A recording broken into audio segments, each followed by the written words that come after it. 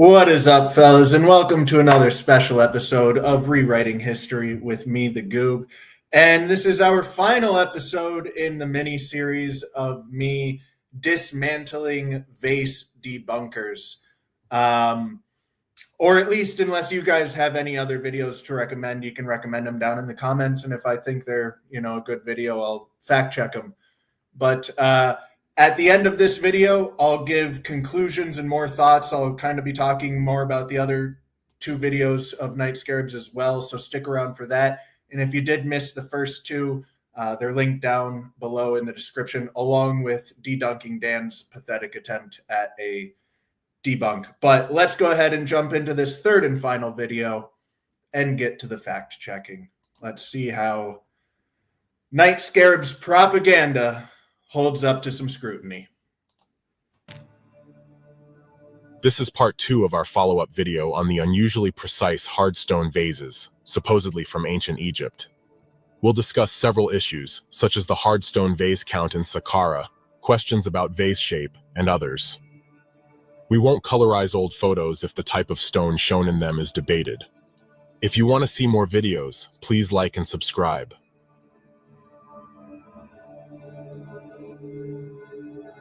This video will mostly deal with a speech by Mr. Adam Young, a presenter at Cosmic Summit 2024. He's described as a Manhattan businessman and an arts patron. He works with the Vase Scan team and owns several of the scanned vases. We first noticed him when he said one of the scanned vases had been bought by a Czechoslovakian ambassador in the 1800s. Presumably, by saying this, Mr. Young tried to claim an older and thus more quote-unquote credible provenance. When confronted with the simple fact that there was no Czechoslovakia in the 1800s, Mr. Young issued a correction. Okay, so he misspoke slightly. The vase is from the 1930s instead of the 1800s. And look, it's from Stanislav Kovar, that missing Czechoslovakian diplomat that I found in your research that you cited in your first video, where you called him a liar for saying that this was from a Czech diplomat. And here he is providing the correction. Yes, he did misspeak initially, but he corrected his mistake. And here you are using him correcting his mistake and him providing real proof of real provenance as points against him. You had Stanislav Kovar in your own research. His name was in your own research that you cited in your own video. And yeah, I was right. There he is. There's your guy. So, unfortunately, Mr. Young continues to make false claims. We can see similar vessels here up top, a stone vessel, and then look at that. Looks like exactly like the Nakata style vase. As we've shown in our previous, and as I pointed out in the previous video, I have zero issue with the first 8 minutes of your second video. It was great research and it was presented pretty fairly. And yes, the Ben and this guy, they make claims about 14,000-year-old vases that just aren't true. You did a very good job of exposing that. It matched all of the research I found. I have no corrections or additions to add to that part. This video, there were no stone jars in this burial, only pottery. This is a different site. We see large stone plates here. Again, no stone plates in this burial, only pottery. Besides making false claims, Mr. Young also offers strawman arguments. This is his version of how scientists... It's funny that you accuse him of strawmen. Let's see how many strawmen you use in this video, because you've used several in the previous videos already. Supposedly describe making hard stone vessels in antiquity. So here's some vase making instructions if anybody's interested at home. This is how Egyptologists say the vases were made. Carve a spherical body using dolerite pounders and copper chisels. You can usually tell a strawman argument from the lack of citation from an up-to-date source. This is not how scientists today describe making hard stone vessels. In a past episode, using the example of the famous Fatimid ewers, we showed how... The Fatimid ewers, which are from 5,000 years later in history, from a civilization in completely different developmental stages. They had steel, they had saws, they had all kinds of tools that the predynastic Egyptians 6,000 years ago would not have. You are comparing two completely different civilizations in completely different developmental stages with totally different access to different tools and in totally different time periods. And you're trying to dismiss these 6,000-year-old vases that show precision that is not only comparable to, but exceeds our modern day precision. Go compare them to modern day granite urns that we make today. The ancient ones are more precise and with more complex shapes. So you're just not actually dismissing anything with these Fatimid ewers. They are a valid comparison. They're a valuable comparison rather, but they're not at all a direct comparison. There were 6 of these ewers. These actually are one-off artistic art pieces that, you know, the artist can flex his artistic skill over his entire lifetime or however many years for these one individual pieces, whereas these granite vases were industrialized. They were mass produced. That's an argument that I have been making. I will continue making it, and I'll make it a little bit clearer as we get into the numbers here shortly. But this is not at all a direct comparison, and you're dismissing nothing with this. So let's continue listening. Scientists actually think hard stone vessels were historically made. Copper or bronze chisels were not used on hard stone. The blank was shaped with saws and abrasive particles. Flint chisels. Or in the case of splittable material like granite, by splitting on a trace line. This, of course, is ridiculous for stone. Maybe it works for alabaster, but not anything harder than that. False. This method works fine with hard stone, as evidenced by the famous Fatimid ewers. There were You're going to later show some examples of marble vases being carved, and I'll get into what is and isn't possible in granite then, because you cut off what he said, so I don't actually know what he said before that, but he very possibly has a very valid point. There is a very distinct difference in what you can do in soft stones like marble and hard stones like granite, but I'll get into that later. Were made in the 9th to 11th centuries from rock crystal, using only abrasion, both outside and inside. Rock crystal can't be worked by hammering, as it would shatter. One more comment to conclude this intro. At one point, Mr. Young says he will work with mainstream scientists when possible. My approach has been, throughout this kind of entire thing, has been to work with the mainstream community if it's possible and when. Yet strangely, Mr. Young did not consult a statistician about his claims of mathematical constants and functions supposedly hidden in the shapes. So I just think this is so funny because, like, obviously NightScarab has put in a lot of time and a lot of effort into these videos. He made the first one over a year ago, so he's been doing this for a year now. He's been working on this for a very long time, and this is the best thing he could come up with. I mean, this to him was worthy of putting in here. He's not even discounting the fact that Matt is working with, he is very actively seeking out and working with experts in the field. He's just being salty over, oh, you didn't seek out a statistician, which I've made clear. I don't care about the numbers at all. I skip past that part in the videos. Anytime anyone is talking about it, debunking or approving, it doesn't matter. I don't care. I just thought that was funny that he doesn't even try and denounce the fact that he is working actively with experts, just not a statistician. So whatever. Let's continue listening. Of such vases. Actually, I'm going to skip this part because, yeah, I don't care about the numbers. So let's move on to the next section. And where he starts talking about the self-balancing. Advocates of inheritance are endlessly fascinated by round-bottom vases spinning and maintaining balance. Why are some so perfectly balanced that they spin like a top on a flat surface? Have they never seen a roly-poly or countless other similar self-balancing toys? They all self-balance simply due to a round base. And you know, it's funny. When I was listening to him make this argument, I immediately in my head went, but what happens when you spin that roly-poly? It doesn't spin like a top. It becomes actually more and more unbalanced as it spins because all a roly-poly has, as he's about to say, is a low center of gravity and a round bottom. And that is all you need for a roly-poly. But that's not what we're seeing in the vases. And I started looking for a clip of someone spinning a roly-poly, not realizing he actually does it himself right here. So let's see what this roly-poly does when he spins it. In a low center of mass.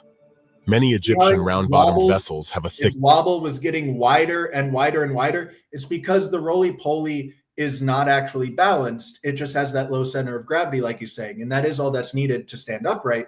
But to spin like a top, you need balance. And so when he spun it, it got wider and wider, was going more and more parallel. Now let's take a look at a vase that Matt Bell has in his collection. Vessel contains the most, and see how it spins. You can see it's got a little bit of a wobble to it because of the force imparted to it by whoever spun it. But then as it balances, you can now see it is a perfectly motionless, perfectly balanced, like there's no side-to-side wobble in this. That is spinning like a perfectly balanced top, not like a weeble, not getting even more eccentric in its rotation like a weeble would, but this is spinning like a perfectly balanced top would. So let's go back and continue listening to what other nonsense you have to say. Hopefully that you know, there actually is. Oh, I wasn't showing the screen. God, I've done it again. Fellas. How long was I not showing the screen? Did I not show him spinning the weeble? Goodness gracious. Balancing. Just simple physics. That's embarrassing. Any bottom-heavy object with a round base behaves this way. This example highlights a persistent reasoning around purposes have a thick to a round base and a low center of mass. Many Egyptian round-bottomed vessels have a due to a round base and a low center of mass. Many Egyptian round-bottomed vessels. And it's getting wider and wider, more eccentric with its rotation. So now let's watch this clip from Matt Bell, and let's see how smoothly this rotates here. See how smoothly this rotates here. Like a perfectly balanced top. And he also shows the inside of this vase. I'm going to let it play. Might skip forward a little bit to try and get a view onto the inside here. You can see what the inside looks like. It's perfectly hollowed out. Absolutely incredible work. So sorry about that. I thought I was showing the screen there. I am embarrassed by that one.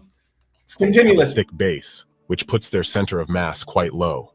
There's no secret purpose behind self-balancing, just simple physics. Go away, dog. Any bottom-heavy object with a round base behaves this way. This example highlights a persistent reasoning bias among advocates of ancient high technology. When they see some feature or behavior in real life, they don't even notice. When they see the same in the context, completely false equivalency. One actually spins like a perfectly balanced top. One spins like a weeble, which just has a low center of gravity and a round bottom. These are not the same. Just like every single comparison Mr. Scarab has tried to make, he takes something that sounds reasonable, and if you really don't know any better, if you're not intimately familiar with these things, it sounds credible. And because he has all of this incredible production value, he's got a professional narrator, he's got 3D animated graphics, he's got, production value out the butt. And then he does back it up with genuinely good research. He is very capable of doing good research. This is clear with his Toshka Gap research, where he's debunking Ben about the vases in the 14,000-year-old Toshka graves. That research was fantastic. So I know he's capable of doing it, but then he just horribly misrepresents it. He uses all of that goodwill that he builds up with the production value and with his genuinely good research to then just abuse his air of credibility, right? And spout a bunch of nonsense that sounds good enough that you guys will accept it because everything else looks good. So, that's been consistent throughout all three of these videos. Of ancient Egypt, it suddenly becomes a big mystery. Similarly, when believers in ancient high-tech see a well-made granite vase, allegedly from ancient Egypt, they instantly feel compelled to claim we couldn't make one today. Though in fact... And as I've explained, that seems like a pretty reasonable take considering that nobody has. If you want to shut those people up, just make one. You keep talking about how exceptionally easy it would be for us to make. You point out these kugels, right? Your precious little kugels, and say that the vases would not even be a warm-up exercise in comparison. A totally false statement, evidenced by the fact that we mass produce these kugels today. People produce these kugels and stone spheres in their home as a fun little hobby project. Not one person in the world has come forward with a modern produced vase comparable to these predynastic vases. Not one. There's been quite a bit of interest and motivation to debunk people with this. You claim it's as cheap and as easy as $45 you could have one of these vases, and yet after years, not one person has made one. So yeah, I don't know. Can we make them today? No one has.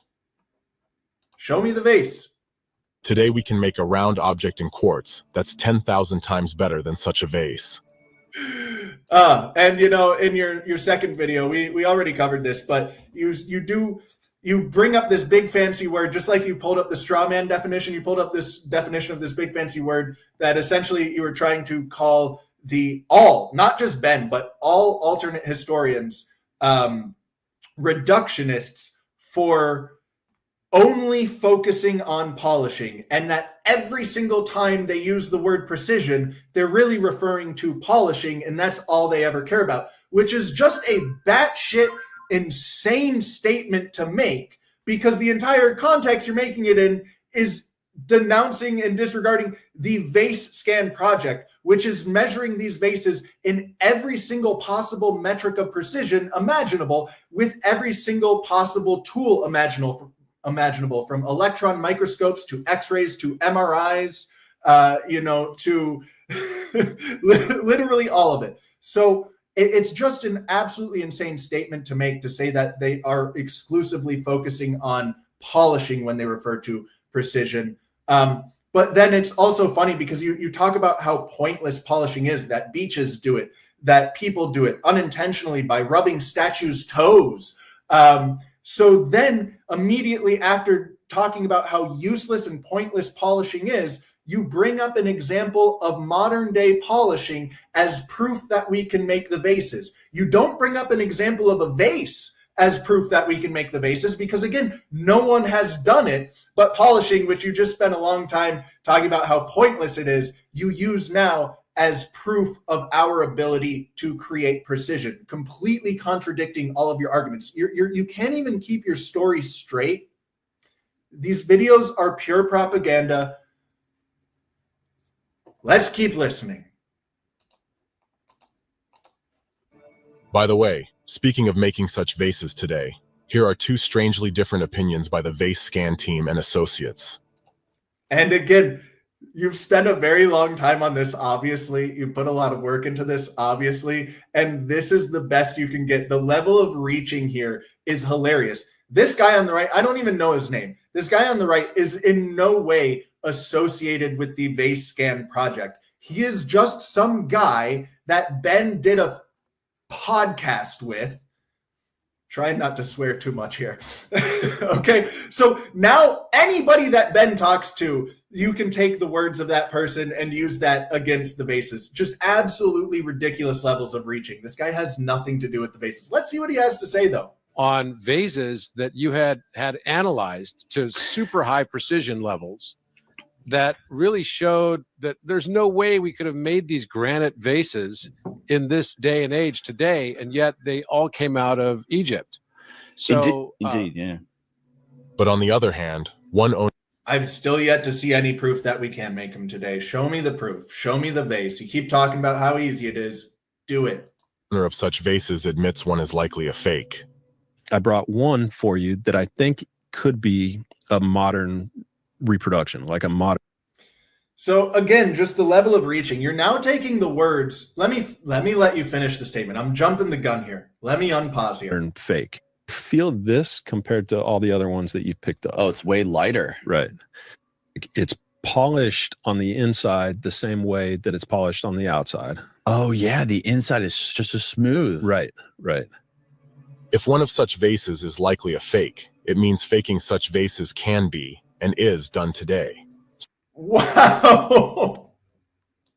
So you're taking the words of someone that you are actively trying to discredit, someone that you don't agree with, someone who you don't believe in, and he's saying this maybe could be a modern fake, and you twist that to go, that definitely means that modern fakes are made today.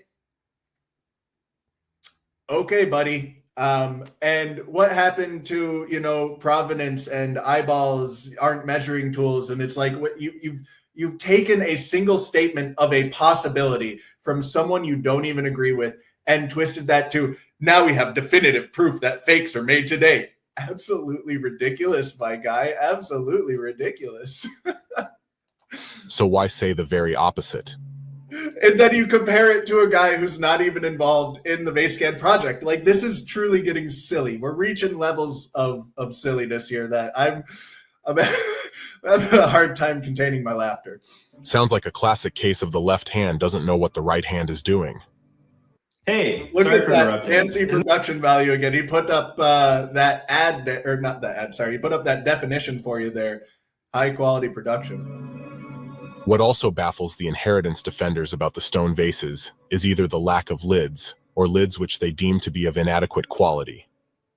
What's interesting is that none of these jars seem to have ever been found with lids.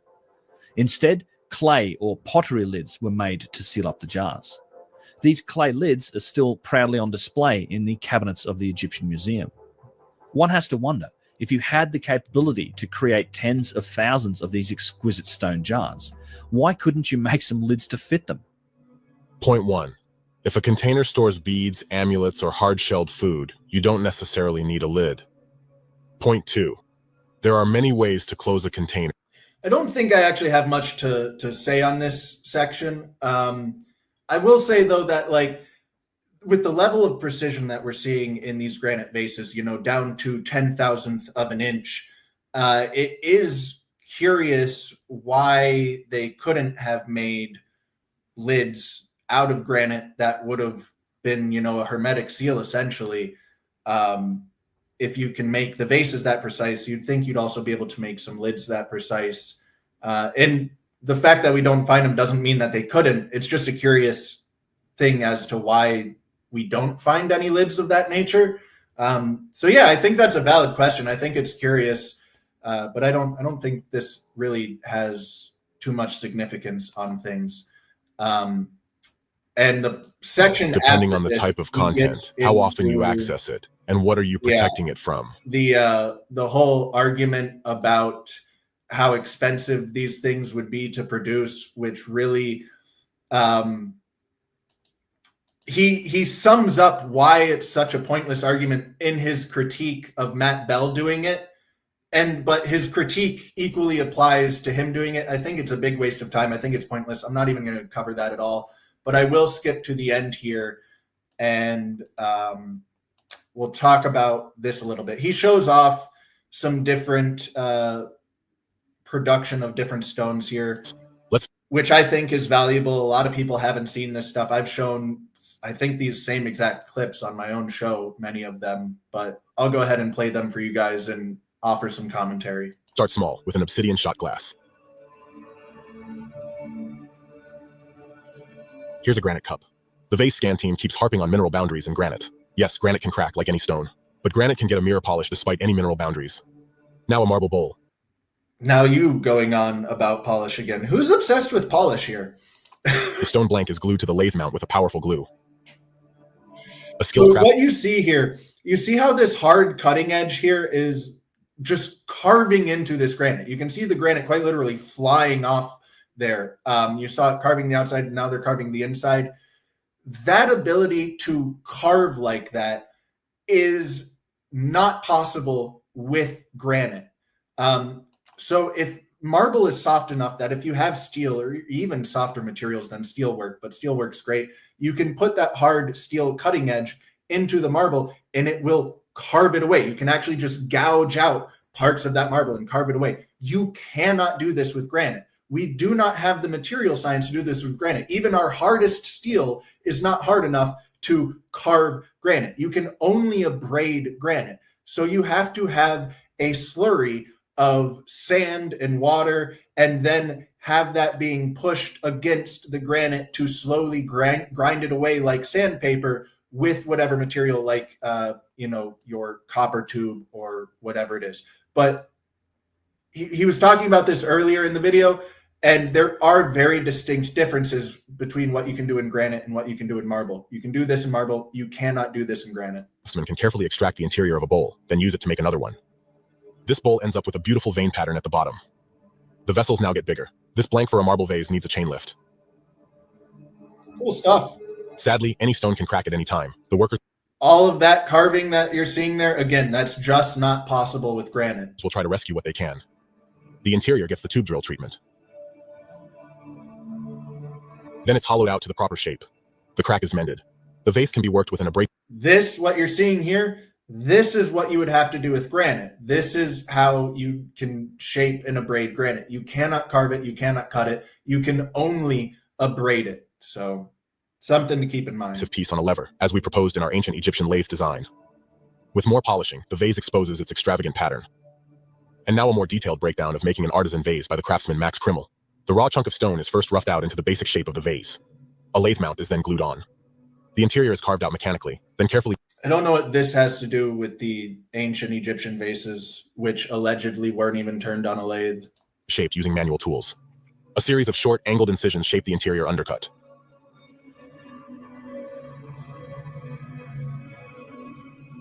Perpendicularity is assured by using a guide. Finally, the vase is given a polish inside and out. There Here is are some more great works by other relevant vase stuff. artists. Sorry, I'm trying to get to it. For larger stone items, like columns, there are bigger lathes available. So this has nothing to do with the lathes or the vases directly, but this part I thought, again, was very interesting. I really appreciate that he's putting this in here. He's not really putting it in here with a ton of context, so I'm not really sure what his point is. But in watching this, the question does arise to me, if this is how we did these things in modern times, how did the ancient Egyptians do these things in their times when they didn't have these giant industrial lathes and materials like steel? How did they make their giant granite columns? But let's watch this because it is very fascinating. And then I'll give a conclusion and summary. There were some truly monumental stone lathes in the past. This one made granite columns more than 18 foot long. And here's the mother of all stone lathes. It made granite columns for the Cathedral of St. John the Divine in New York. The columns are 54 feet high, 6 feet across, and weigh 160 tons. The granite blanks were 64 feet long, 8 feet across, and weighed 310 tons. The lathe weighed 135 tons. The head and tail stocks 15 tons each. Okay, so I'm realizing I've somehow accidentally skipped. I think it was in this part. I skipped forward too soon. I meant to skip this math part, but I skipped forward way too far. And I totally skipped over the part where he's talking about the count, which is kind of the most significant part of this video. So I'm going to go back to that. We're going to go back and find where he starts talking about the count here. I'm going to skip. Here we go. The Saqqara vase count. Okay. This is kind of the most important part of the video. Let me get this tab up on the screen now that I've got the right spot in the video. So I accidentally skipped too far ahead. In the beginning, I meant to skip over the math part, and I skipped like 2 sections instead of just 1 section. So going back to the most significant part here, this is kind of fucked this video up, but we're getting there. We're getting there. Oh, there's Lauer worked at Saqqara's. Here we go. Starting in 1926, the French archaeologist Jean-Philippe Lauer worked at Saqqara's step pyramid of Djoser. Okay, so the most important thing he just said, starting in 1926, Jean-Philippe Lauer started excavating the step pyramid. Everything that he is about to say, every argument that he is about to make is 100% completely invalidated by the facts that he does not tell you, which is that this is not the first excavation of the step pyramid of Egypt. The tunnels underneath the step pyramid of Egypt were discovered by Napoleon Bonaparte, okay? And then they were first excavated in 1837, 90 years before this guy that he's about to talk about and photos that he's about to show you, by John Perring. We do not know what was taken out of these tunnels in those 100 years between when Perring excavated and when these photos were taken. So again, every single point he is about to make is completely invalidated by that fact. But what makes this even more irrelevant and just absolutely ridiculous is the fact that this pyramid is 4,500 years old and that this pyramid has been rated in antiquity very thoroughly for thousands of years. People have been taking things out of this pyramid extensively for a very long time now. So all of his arguments are fully ridiculous and fully irrelevant because of those facts right there that he does not acknowledge at all. Again, he does great research. The research that you're about to see is fantastic research. It is valid research. It's just all the research that he's not presenting in order to trick you and get you to believe something that's completely untrue. So let's listen to the nonsense that he has to say here. In 1933, in its underground corridors, roughly in this area, Lauer found big piles of vessels, mostly broken, and in a By the way, the step pyramid is also still being excavated to today. So we have no idea what's still left to be found there, but let's listen. Caved in state. He estimated the vessel count at 30 to 40,000. Inheritance proponents often cite this number in a deceptive manner. Mr. Young first You accuse them of being deceptive. How deceptive are you being, my man?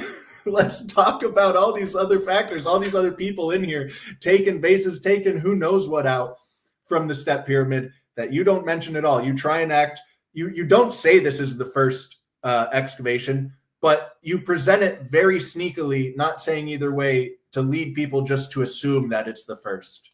describes hardstone vessels like granite or basalt. Then, without any clarification, he follows with this. There's tons of these things. 40,000 alone were found under the step pyramid at Saqqara. Since he's just described hardstone vessels, any listener will assume that that's what this number refers to. This is false. As several people already pointed out, citing Lauer himself, the overwhelming majority are broken softstone bowls. Quotes from Lauer himself. It should be noted, however, that in the immense reserve of tableware contained in galleries 6 and 7, pieces in translucent diorite were very rare. So, pieces in translucent diorite were very rare. Not only pieces in diorite, but translucent diorite. So I'm assuming so thin that you can see through them, because that's what translucent means. Like the thin vase, you can actually see through it. You can shine light through it. So yeah, if specifically that's what he's talking about, those being very rare, not surprising that those were very rare. This is not in any way categorizing hard stone vessels. This is translucent diorite, very, very, very specific. But you present that right at the top to make it, again, be deceptive and seem like hard stone vessels were very rare in general. Let's go on. The materials found in galleries 6 and 7 are, in order of frequency, first and foremost, Egyptian alabaster. Quotes from his colleague Wobel. Large stacks of alabaster fragments several cubic meters in content. The greater number by far are shallow bowls and dishes, and are of alabaster. Let's read the rest of this. Among them are some of schist, of a red and white conglomerate, even of harder stones, but these last are curiously rare in comparison with those found in the tomb chambers. So it's saying that the hardstone vessels in galleries 6 and 7 are curiously rare, because in the tomb chambers, the hardstone vessels are not rare. So I really wonder, and you don't clarify here, so I really wonder, are you looking at pictures exclusively of galleries 6 and 7 in the analysis that you're about to do? Are you also including the tomb chambers that are also underneath the step pyramid? Or is that not a part of your calculations here? I genuinely don't know. I'd like to know the answer to that. You don't By the way, clarify. the false claim of 40,000 hardstone vases may also be found on museum labels. They need to be corrected. As an aside, only a small percent of the vessels were intact or repairable, like these. In the back is a hopeless mess of random shards that no one... So as you just pointed out, a very small portion of these vessels are actually intact. And as I pointed out, these tombs, which they were tombs, don't jump on me, even if you don't think the pharaohs were buried there. There were mummies found in the step pyramid. But these tombs have been around for 4,500 years. They've been getting raided and looted for 4,500 years. And the vast majority of these vases were smashed to pieces. So to clear up a few things here. One, the vases did not go into the tomb broken. They were put in intact. These are god kings. You are not going to fill their final resting place with garbage. Okay, so these vases were intact when they were put into the tomb. So why are they all broken now?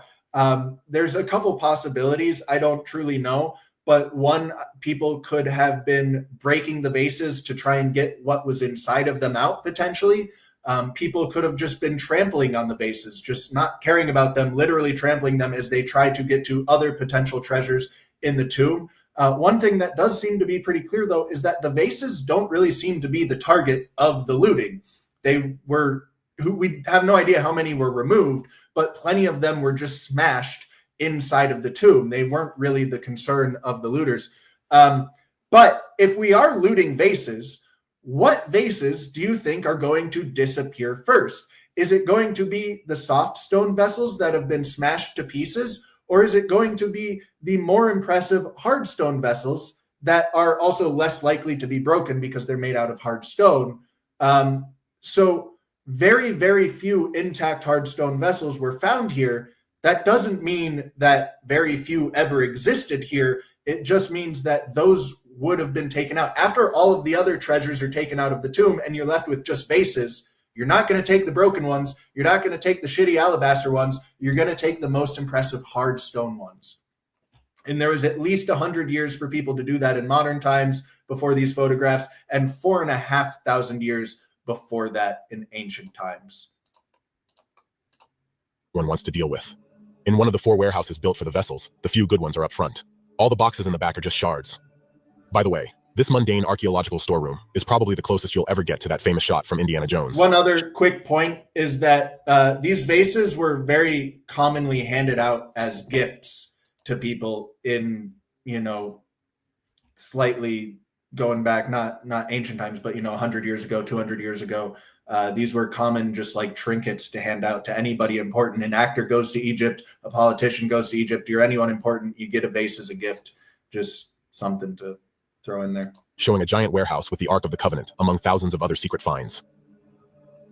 We'll now take the challenge to estimate the real count of hardstone vases found in Saqqara, even if it's just a ballpark figure. This process will be part manual, part automated. In all of Lauer's images, we'll tag the softstone vessels and hardstone vessels in green and red, like so. So already, besides all of the reasons why this is a completely fruitless endeavor that I've already pointed out, you're using black and white pictures to try and identify hard stone and soft stone from completely shattered pottery, and trying to determine how many there are. This fragment is part of that vase, but this fragment's part of a different vase. Like, a bit ridiculous, but hey, let's see what you come up with. I think this is kind of a waste of time, but let's see what you come up with. There are many stacks of similarly sized vessels which are compressed and broken. We'll try to tag their individual brims. If the vessels are dark, we'll assume they're hardstone. We know that the tall, narrow ones are all soft stone. Obviously, visual tagging is subjective. Anyone who disagrees with our choices is welcome to do it themselves. Once we're done, I don't think anyone's going to take you up on that and do it themselves, because this is pretty pointless. But I guess I applaud you for taking the effort to do it yourself, maybe? tagging, a piece of software will do the counting. A few technical notes. It appears that Lauer took photos as he progressively dug deeper. This means that vessels may repeat on 2 photos. Nothing can be done about it. But remember, we're interested in percentages here, not absolute numbers, so this shouldn't be a big problem. 2 photos show the same situation, just from different perspectives. In this case, we use the photo with a wider field of view. I mean, not that it matters, because all of this is pointless. But yeah, if you have repeating photos and there's higher concentration in those repeating photos than in the overall average, then yes, it does matter. But it doesn't matter. You're right, because none of this matters. So let's move on. One area is too mixed up to be taggable. In this case, we marked off the area taken up by one whole intact vessel. Then, in the perspective of the photo, we estimated the count of such areas within the mass of shards. Yeah, no, you're totally going to make sense out of that. This is totally a reliable method. Here are 2 sample tagged photos. And now, the totals counted by software. The Kroger app gives you access. I'm glad there's an ad there. I could use a little break from that. But let's see what kind of totals you did come up with. I'm curious. In 16 tagged photos, only about 5% of the vessels found by Lauer appear to be hard stone. So among the 40,000, only about 1,900 would be hard stone. So this is in a single grave site. In a single grave site, there are 2,000. He's taking issue with Matt. I think it's Matt, or maybe Adam, whatever. Someone said hundreds of thousands of these existed in the past, and he's taking issue with that. There's 2,000 in just a single burial. And as I've said, that is not at all representative of what was originally in the burial.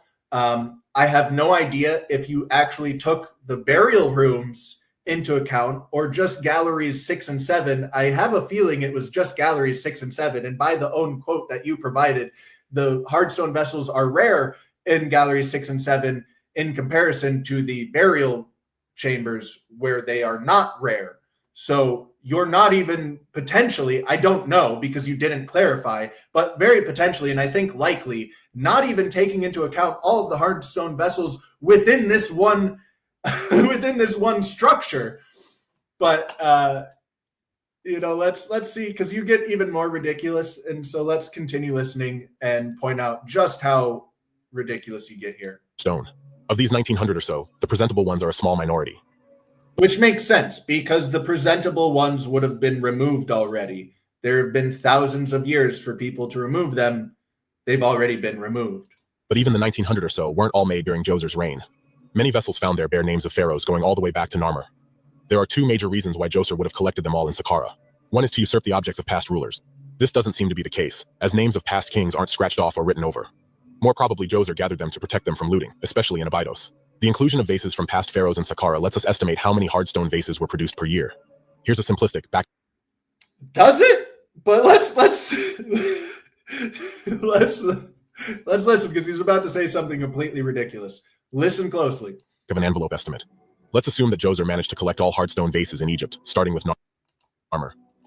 Why would you possibly assume that? Let's assume that Djoser managed to collect all hardstone vases in Egypt, starting with Narmer. You know for a fact that that's not true. I know you know for a fact that that's not true because of the level of research that you've displayed. I know for a fact that that's not true. There are vessels with Narmer's name, hardstone vessels with Narmer's name, that are found outside of the step pyramid.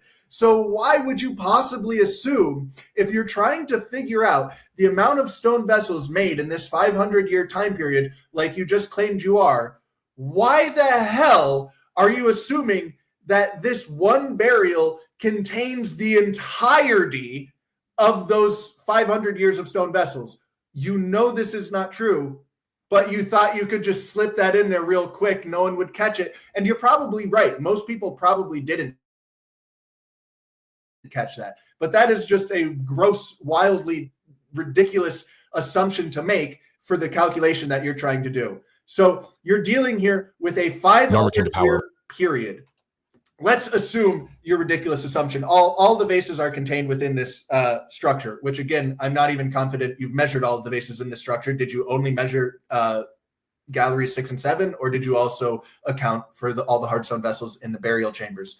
But this period right here, despite Mr. Scarab exclusively referring to the Old Kingdom in his first two videos, despite us dealing with pre-dynastic mostly and early dynastic time periods, and saying that there was never any stoppage of hardstone vessel production in the Old Kingdom and never any transition to softstone vessel production in the Old Kingdom, that absolutely did happen in early dynastic times. And it just so happens to coincide very nicely with these 500 years here. So you're starting with a ridiculous assumption, and then you are specifically choosing a 500-year period where Egyptologists widely recognize that there was a severe decrease in hardstone vessel production during this time. You selectively choose that time window where there's significantly less hardstone vessel production, and then try to, twist that so that people think that this is representative of the total number of vases. Absolutely ridiculous. Around 31. I'm not even capturing all of the ridiculousness of this argument because I'm doing this live, and he crams so much into such a short little sentence. It's really easy to fit a dozen different assumptions into a 10-second sentence. And then I have to break down every single assumption, and it takes 5 minutes to break down every assumption. But he can just spout that bullshit off in a quick 10-second little snippet. It's kind of frustrating. But yeah, just absolute bullshit here. 50 BC. Djoser died around 2650 BC. That's a span of 500 years. 1900 or so hardstone vessels over 500 years amounts to about 4 per year. Again, a completely ridiculous assumption. That number is in no way representative. It's no way accurate. You're specifically choosing when Egyptologists say hardstone vessel production stopped in Egypt during this time. And it switched then to softstone. So you're using, and again, it's just whatever. Let's move on. Fucking ridiculous. This suggests, as expected, a very slow process. Later in his presentation, Mr. Young makes a new, very bold claim. 3 important points about this area, Saqqara and other areas like it. Much more pottery was found in stone. It's funny that now you're actually acknowledging that we are talking about pre-dynastic things here. Again, when you spent the entire first two videos exclusively talking about the Old Kingdom, the least relevant time period, and you did this because you go, oh, we can totally make a lathe with the materials that we find in the Old Kingdom, but the Old Kingdom is about 2,000 years more separated from when the lathe is actually needed, when these vases are actually showing up in the early predynastic times. So a lot more. In fact, most of the graves only had pottery. A minority of graves had these stone vessels, so only some, even though the denominal number is very high, it's in the many hundreds of thousands, only a few graves per site would have the stone. Denominal number is an incoherent phrase, as denominal means a word derived from a noun. Since he's contrasting this with a number per grave, what he means is the absolute number, or the total sum. This is not about nitpicking or a slip of the tongue. We want to make clear to everyone what Mr. Young says here. He says that the total number of stone vases found in predynastic graves is many hundreds of thousands. This claim is... His claim of hundreds of thousands is far, far, far less removed from reality than the claim you're about to make. And I'm not even sure it's removed from reality at all. It could have been hundreds of thousands. It was definitely many tens of thousands. Is detached from reality. We can find out by how much, because today most museums allow their collections to be searched online. So he just said, we can find out by how much. So he is, just to make sure that I am not twisting his words, I don't want to be accused of twisting his words and his arguments. He just very clearly said, we can find out by how much. So he is suggesting that what he's about to show you is an actual way to determine the total number of vases. Let's take a listen, fellas. Strap in. Here's an example from the British Museum. Keywords: predynastic, container, and stone. Result: Whoa, wait a second. Didn't you make that whole big speech lecturing Ben about how it doesn't matter what you want or what your opinion is? These aren't just predynastic, they're predynastic, early dynastic, and Old Kingdom. But now, when you want to find out how many there were, you exclusively use predynastic? I thought it was all three, and if you didn't use all three of those, you were just wrong, right? And that's just stupid. That's what she said about Ben. But now, after using exclusively Old Kingdom for the first two videos, you switch to predynastic to lessen the total volume. Who's being selective now? Who's being deceptive now? Good fucking God, dude. 65 objects, which you can then see and verify. Here are the numbers we got from all museums known to have predynastic stone vessels. At the bottom are privately owned objects from the Arnold Meyer catalog. So what's the total? Just 700. Of course, the private number... Listen to his tone. Just 700. Guys, it's just 700. I mean, I'm only focusing on predynastic. I'm only focusing on what's in the museums. And yes, 27 is in no way representative of what's in private collections. And I doubt that this is fully representative of what's in museums, which is what you're about to say here. But let's provide some additional context here for this silly little Billy. Dude's... Anyways, let's provide some additional context. So there's estimates, right, about what portion of artifacts are actually found in archaeological context. And it's usually estimated to be about 1%. So that means that everything else, people are just finding it. They're digging for their farms and they find something and they dig it up. And then, like he likes to go on about his precious provenance, once that's taken out of the dirt, once it's no longer in situ, once it's no longer where it was originally buried, it no longer has provenance and it no longer has archaeological context or archaeological significance according to the mainstream. So about 99% of everything that is dug up from the ground from the ancient world is dug up outside of an archaeological context. And so it doesn't have provenance, and so it doesn't end up in museums. And we are looking at the 1% there with those 700, and not even the entirety of the 1%, a fraction of the 1%. But let's say, for the sake of argument, it's the majority, right? That is 1%.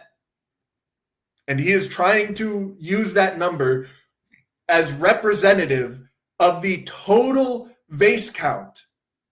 Have we already forgotten the 2,000 other hardstone vessels just in the step pyramid alone, in one burial alone? So here he is trying to suggest that 700 is somehow, again, I'm not twisting his words. He said, we can determine it. Let's figure it out. Here, let me show you whatever his exact wording was, right? You can go back and listen to it. I'm not trying to twist his words. These are what he's claiming. That 700 is representative of the total number. And yes, he does explain, no, that's obviously not the total number, but he is trying to suggest it's close to it, that it is representative of it. What about the 2,000 from a single burial that you just talked about? What happened to those? Like you can't keep your story straight whatsoever. It's just absolutely ridiculous.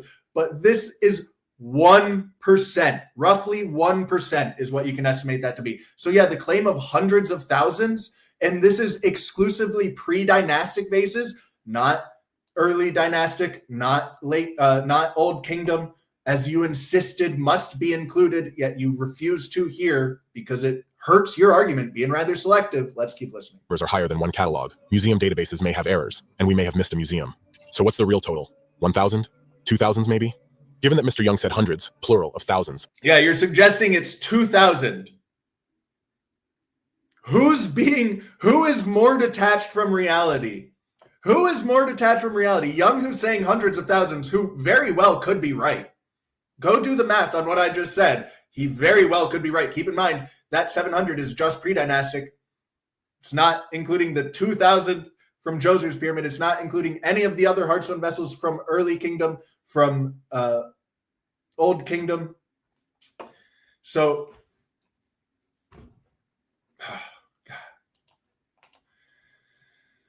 we're missing nearly how much ridiculousness can this guy fit in? 200,000 vases. So where are they? In a hangar on a secret base in Nevada? We want to start shooting in 3. I don't know, fellas. What do you guys think? Is this guy on the up and up? What do you guys think?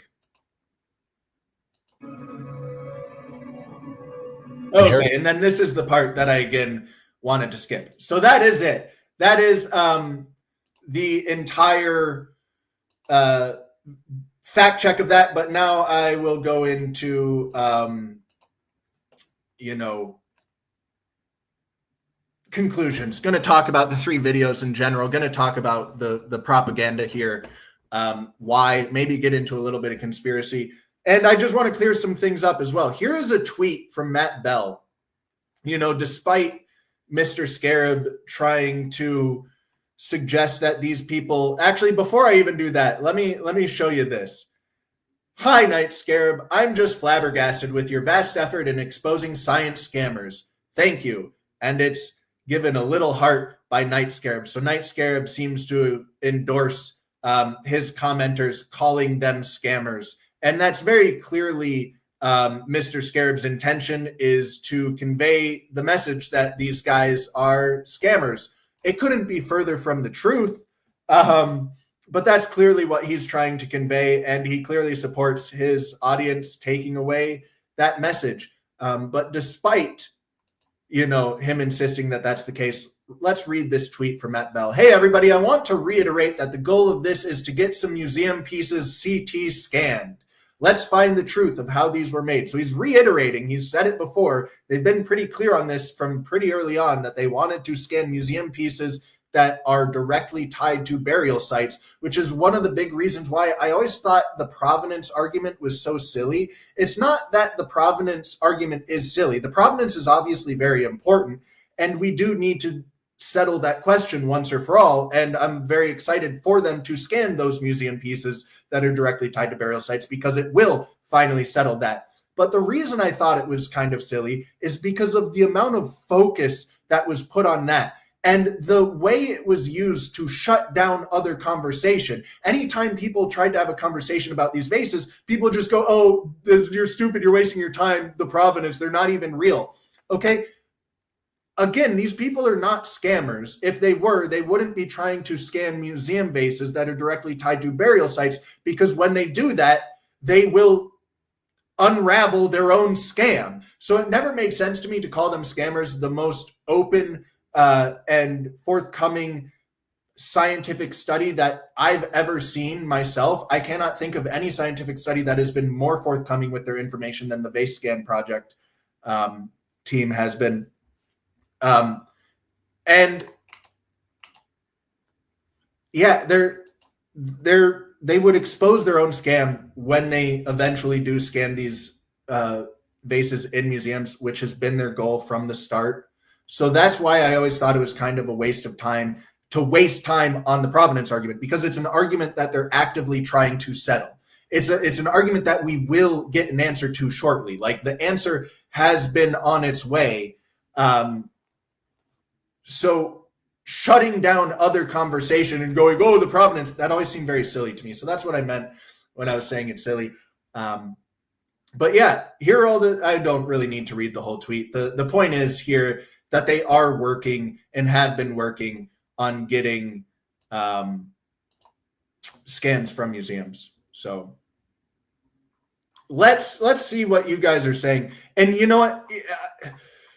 Mr. Booblazer, his first video made some good points. This is just silly. Yeah, actually, all of it's silly. And that's the thing. Like, he does make good points.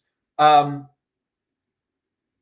really, though. Like, okay, so he has really good production value. I keep saying he. It's not a he. This is a team of people. NightScarab is not an individual. And I'll get more into that later. But NightScarab is not an individual. This is a team. But he has a professional narrator, right? That ups the production quality quite a bit. He has 3D animated graphics. Jesus fucking Christ, that ups the production quality. He's got all the great images and definitions and everything to go along on screen, like a great video editor in general. And there is genuine great research. Again, he does do real research. The research is real. It's just often horribly misrepresented so that what he's saying it means isn't actually what it really means. He twists things a lot. So he does all of these things to build up his credibility, and all of those things do a great job of building up his credibility so that when he confidently spouts off some bullshit, his audience will just believe it. And actually, I want to play his conclusion here because it's quite funny what he says and the level of irony. Let me share my screen again. The level of irony and the lack of self-awareness in what he's saying here. To conclude, let's quote Mr. Young. However, the bulls, don't forget, we know how old they are. They're 3,000 and 4,000 years old. They haven't even changed. They haven't been updated despite this, right? So that's, that's not how science is supposed to work. Science hasn't updated anything because there's nothing to update here. Badarian. No, these vases are requiring a massive update to history. And I'm going to get into this, but like, not only do these things predate the lathe by thousands of years, and that's the reason you focused on the Old Kingdom rather than the actual significant predynastic period, because you'd have to push the lathe back an extra 1,500 years. But these highly precise lathes existing in predynastic Egypt, in a civilization that's not even really a civilization yet, they are still working on becoming a civilization. They have these highly precise lathes capable of carving hard stone vessels, but they don't have the potter's wheel for like another 1,500 plus years. That's something that's very curious and is hard to make sense of. And I wonder if that's part of the reason why Egyptologists ignore their predecessors like Petrie, who talks about the very obvious presence of lathes in pre-dynastic Egypt. And he wasn't the only one to do so. But now the consensus is that the lathe didn't exist until about 3000 BC, 3300 BC, I believe, in Egypt. I don't know. I'm going down too many different avenues. I want to finish listening to his ridiculousness of the conclusion. I'm getting a little sidetracked here. Let's get through this point. Let's hear his insane hypocrisy, the insane irony here.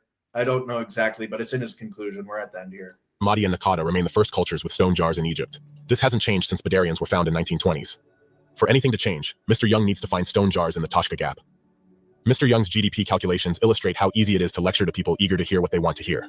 You can present an argument that's wrong on 5 different levels, and nobody in the target demographic even bats an eyelash. There it is! Woo!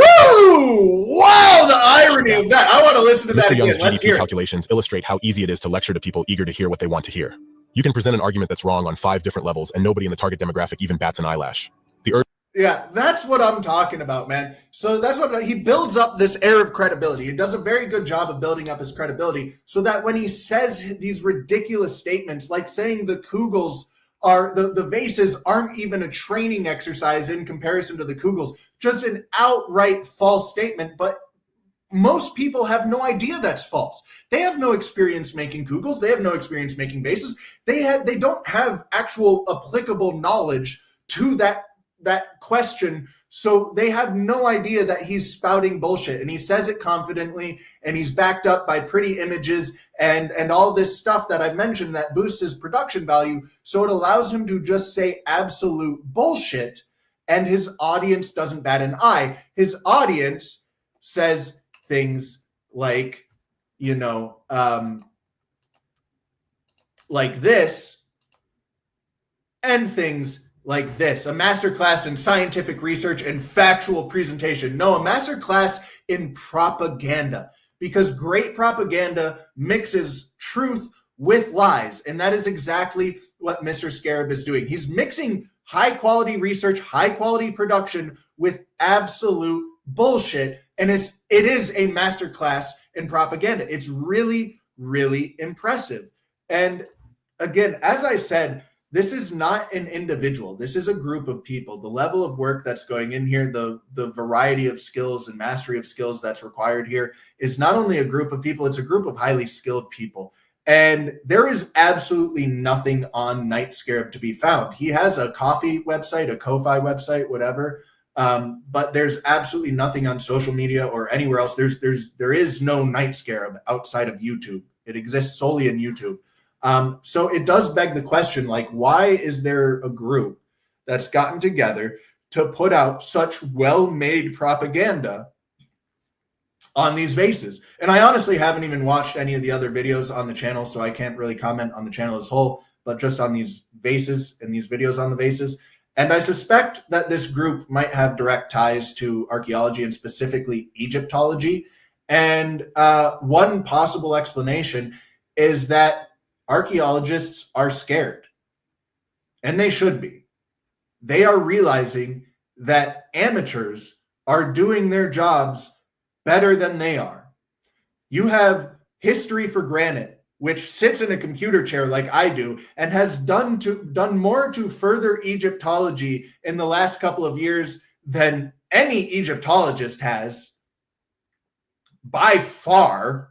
Okay, then you have this vase scan project coming up and going, hey, we're kind of onto something that's going to completely rewrite the history of Egyptology. And it truly is. And I'm here to defend that idea. It doesn't matter where on the spectrum of these vases you fall. If you think that the ridiculous allegation from Mr. Scarab is accurate, that the entirety of these vases is a hoax perpetrated by all of Egyptology, if you fall all the way over on that extreme, that would significantly rewrite our understanding of Egyptology and history, because all of the vases in all of the museums are fake then.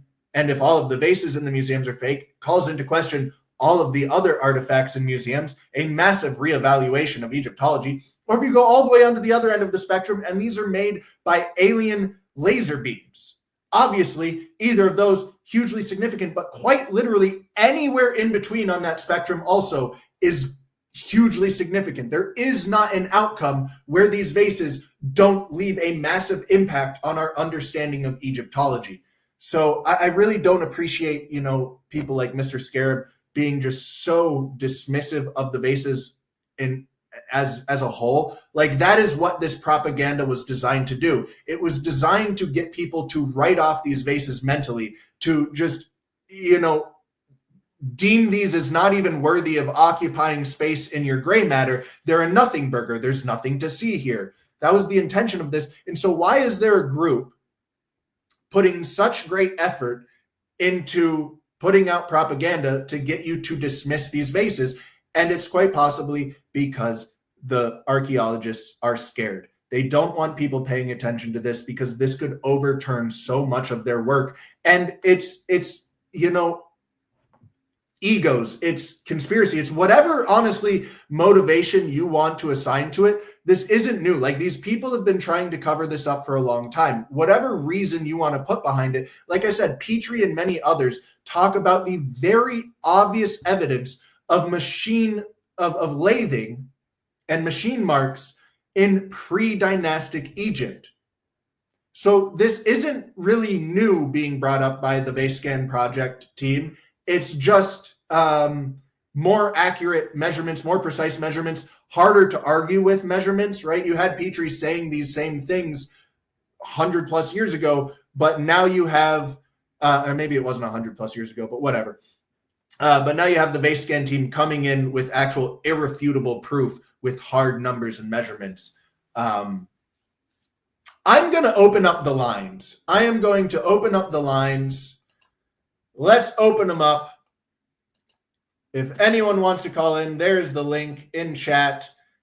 Feel free to call in, share your thoughts on these vases. I'm going to read through chat a little bit. There's so much more that I could say because, like, there's just so much bullshit in these Night Scarab videos. And yeah.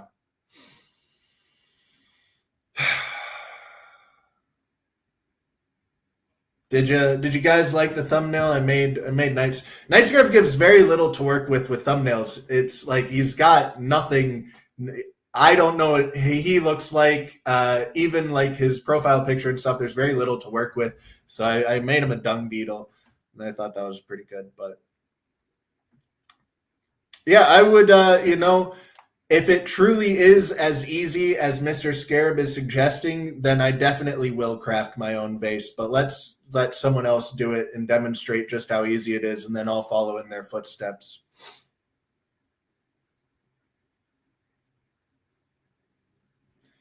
No, Mr. Laser, that's not true. The lathe itself is a huge development between vase times and the Ur times. This is roughly 3,000 years before the lathe was allegedly invented, and still a few thousand years, or like 1,500 years, before even the potter wheel was invented. So how do you explain a civilization that has precise lathes but doesn't have the potter's wheel? And I'm going to talk about that a little bit for a second, actually, because on my channel, I have very vocally and repeatedly said that my biggest disagreement with Ben and a lot of these alternate historians is the idea that every impressive thing we see is from 12,000 years ago. I don't believe it is. I believe they're mistaken on that. Look at what happened in South and Central America. That civilization was larger than anything that existed in Europe at the time. And we are just now starting to rediscover it through LiDAR, because in the time span of like less than 100 years, the rainforest completely swallowed it up and erased it. A civilization larger than anything going on in Europe at the same time disappeared in under 100 years. So the idea that this stuff is surviving from 12,000 years ago is, I think, a mistake. I disagree with it. I've made that very clear.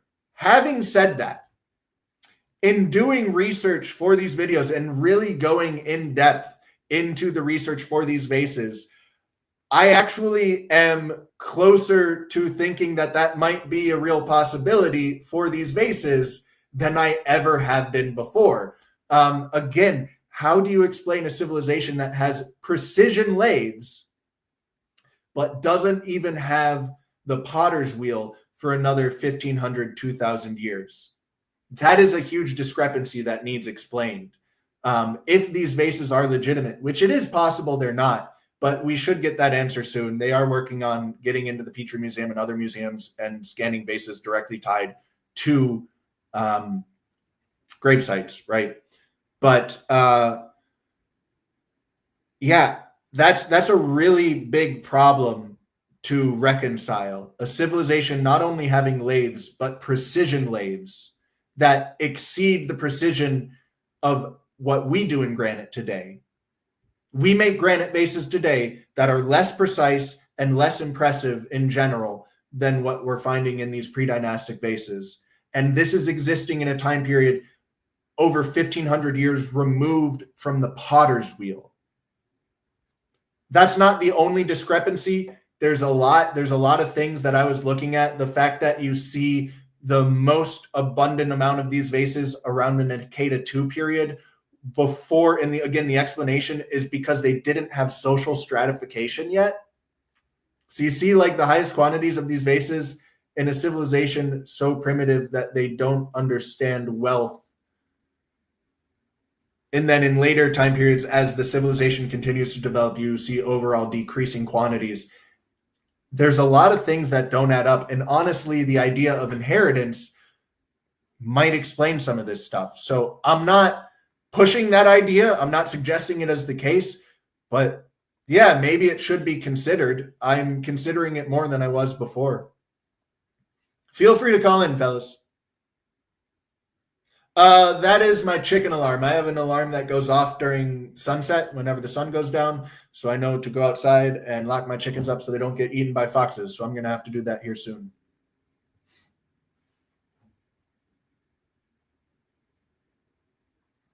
Yeah, good question as to how they moved the columns. I don't know the exact methods. But how did the Egyptians make comparable columns? That's what I would like to know. I actually really appreciate it. I genuinely did appreciate him showing that at the end. I thought that was fascinating. But if anything, I feel like it helps Ben's arguments. So I wasn't really sure why he showed it.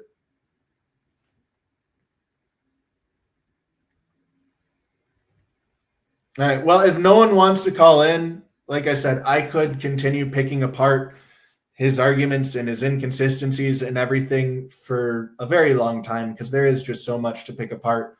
But I hopefully I've made my points clear enough. I really wish that there was not such a black and white dichotomy, us versus them mentality with these topics. Everyone really wants to exist in the extremes. Like everyone really wants to exist either in everything is in lockstep with the mainstream. There's absolutely nothing to see here with these vases. There's absolutely no mystery whatsoever. Or like they were alien space lasers. And there is so much space in between. And I exist in the in-between. That's where I live. So, I feel like an outcast. Everyone's over here on the edges, on the extremes. And why can't we be more reasonable? Let's just I'm not here to tell you exactly what was going on 5,000 years ago in Egypt because I don't know. And I think it's silly when people try and make these bold statements of fact about history from 5,000 years ago. You have no idea. But we can talk about the probabilities, we can talk about the possibilities, and that's what I want to do. That's my goal, that's my intention. Yeah,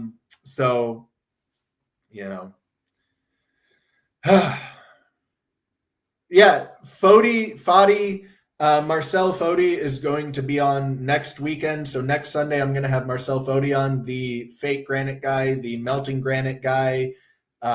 He is the Natron guy, probably the Natron guy. That's probably how he's best known. And that'd be an interesting question. I don't know if he would have the answer to that on hand, but maybe it's something that I can put in his head and he can look into. Cool to see a couple new people in chat. Appreciate you, fellas. Thanks for joining. Yeah, he could build a whole scarecrow with all the straw men. He could build a whole voodoo doll factory with all them straw men. Warehouse, whatever. I got close enough. You got what I was trying to say. I flubbed that pretty good, but whatever. Yeah, you don't know if it's a guy. It sounds like an AI voice. I thought that too, but there is, I don't know how good AI's gotten, but like he has a condescending tone. Sometimes he has a very dismissive tone other times. So I don't know if AI can do all of those types of inflections. It maybe could be an AI, but just also based off of like the rest of the production value, the 3D animated graphics and everything else, I think they might have just hired a professional voice actor.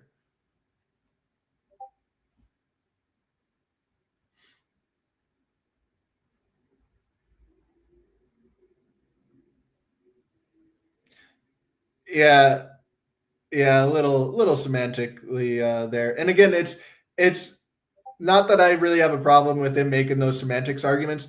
It's more of the point that like how much time and effort he put into these videos, and that's like the best digs that he could come up with. So, you know, and like whatever. He misrepresents all the arguments he debunks. I mean, I'm getting tired of going over it. There's a huge one I didn't even cover in the second episode, but in the second episode, he literally misrepresents, he strawmans Ben's main core argument of inheritance. He debunks the idea of the vases being literally inherited, literally passed down through the generations for 12,000 years from, you know, father to son. And that's not at all what Ben is alleging when he uses inheritance. And if you want to get into semantics and criticize him for his word choice, that's fine. But if you listen to 5 minutes of Ben's content, you will understand very clearly that what Ben means by inheritance is that these ancient Egyptians found these things. Just like we found these things 4,500 years later, and we now have them, but they were lost for 4,500 years in between. That's what Ben is describing when he says inheritance. He's saying these ancient Egyptians found these things from a far more ancient time. So it's like you're strawmanning literally his core argument. And also, again, with the polishing and precision.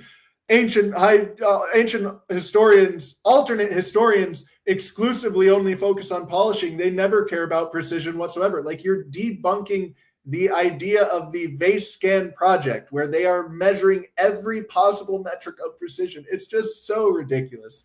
All right, I'm done.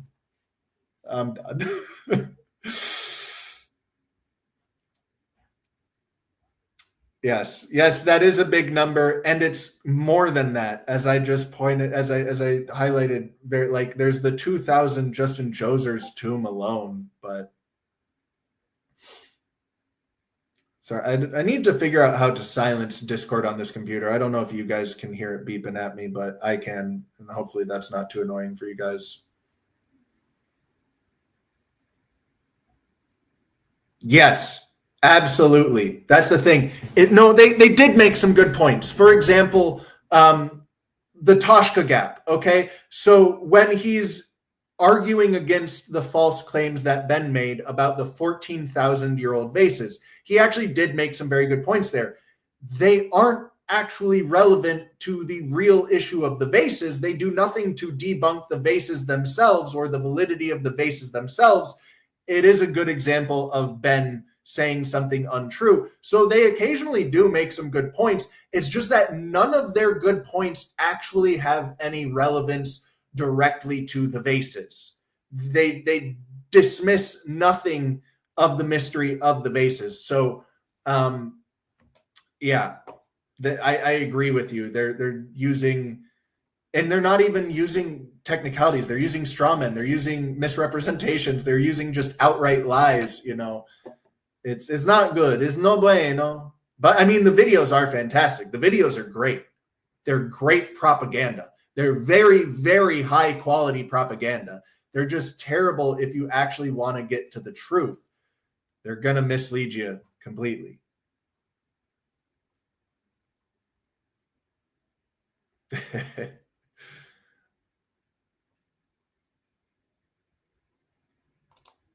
Right. But again, you still have to explain, why do we see no physical evidence of potter's wheels? Like, and I need to maybe look into the pottery a bit more because I haven't really looked into the pottery too in depth. But my understanding is that they are looking at these vases and they're saying that the vases, the pottery vases, have no physical signs of being turned on a wheel. They have physical signs of being made by hand. And so if there's no pottery for thousands of years that show any signs of being made on a potter's wheel, while there are these hard stone vases being made on a precision lathe. And yes, a simple lathe, kind of simple to figure out. A precision lathe, not quite as much. And we are definitely dealing with precision here. I want to give you guys an idea of the level of precision. I've used 2 human hairs for like the least precise vases. So all of the vases are at least within 2 human hairs of deviation. But let's look at the thin vase. The thin vase is 8/10,000ths of an inch, so less than 1/10,000th of an inch. And it's less than 1/10,000th of an inch every micrometer of its surface in relation to every other micrometer of its surface. It's not just like a single circumference. It is every portion of the vase in relation to every other portion of the vase is within 8/10,000ths of an inch. That is roughly the width of less than 2.5 human red blood cells. That is the level of precision that we're dealing with on the thin vase. And they've claimed to have measured vases even more precise than that. I'm still waiting for the full data sets to come out and be analyzed.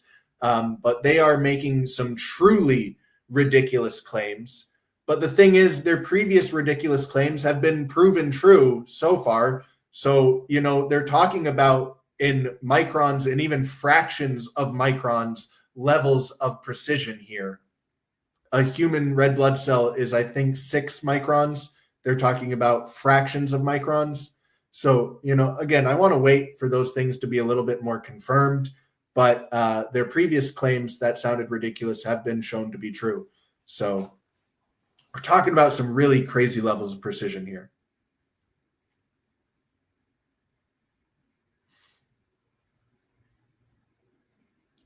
And, you know, but no potter's wheel whatsoever, and for thousands of years, and a lathe of that level of precision. And maybe you're right. Like maybe it is an answer as simple as that.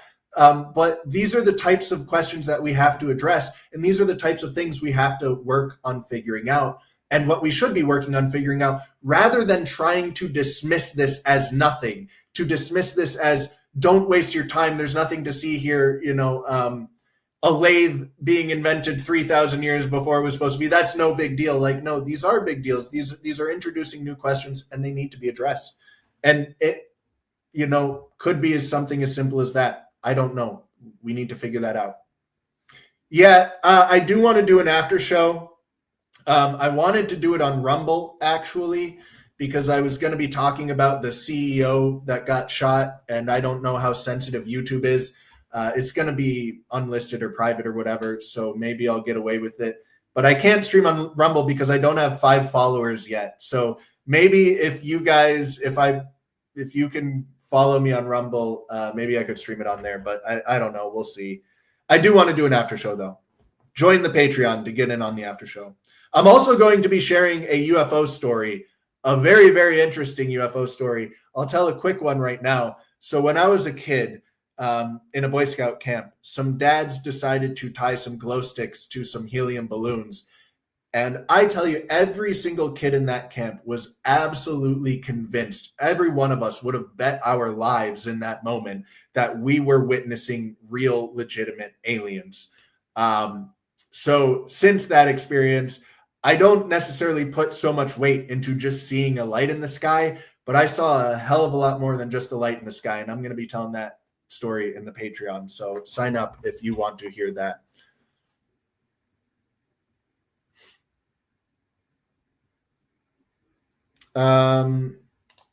Are you, I don't think I see your link because YouTube usually censors links. So I can't see that comment, but I'm guessing you're talking about the Scientists Against Myths. And I like Scientists Against Myths. I think, their recreation of core number 7 is really, really, really compelling. It's very compelling. But their recreations of the vases, not so much. Their recreations of the vases are very impressive. I'm really glad they did it. It's fantastic that they did it. Major kudos to them. They are helping to move science forward. People doing the work that they're doing, that is the type of work that needs to be done. I in no way want to insult Scientists Against Myths or shit on them. I love their work, but I don't agree with their conclusions.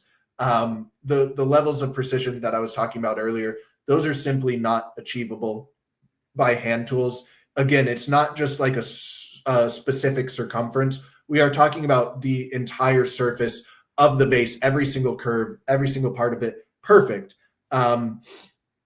you just can't achieve that level of consistency with hand tools. It's just not possible. We're dealing in levels well beyond what the human eye can even detect.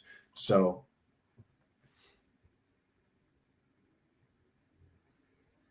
yeah, YouTube chat censors a lot of things, and it definitely censors links. All right. So, fellas, that's the episode. No one wanted to call in. Thank you, fellas, for joining me. If you do have any other videos that you want me to debunk specifically on the vases, probably don't leave a link because YouTube will censor it, but leave like the name of the video or the name of the channel at least, and I can go check it out. And if I think it's worthy, you know, I'm not going to debunk every single video. There's people like Dr. Miano, I think Milano. I don't even know the guy's name, but I would not. There would be a lot of F words flying. There would be a lot of F words flying if I tried to debunk his. So probably not going to do that one, right? But and it's also not very good. But if you have any other good ones, you know, let me know, and I'll catch you guys in the after show. I'm not sure what time it'll start. Sorry, but I'll catch you guys in the after show, and I'll catch you guys next week with Marcel Foti. Peace out, fellas.